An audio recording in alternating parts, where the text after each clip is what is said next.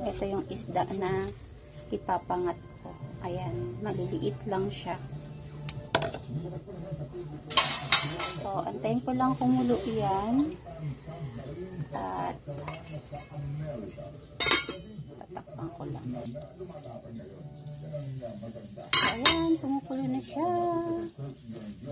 At ilalagay ko na ang isdang maliliit.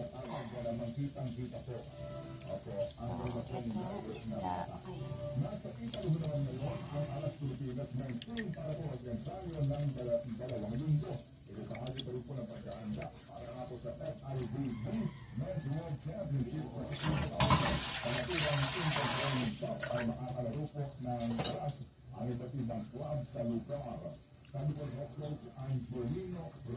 Sarap. Sino nakain ng gantong luto? Or ano?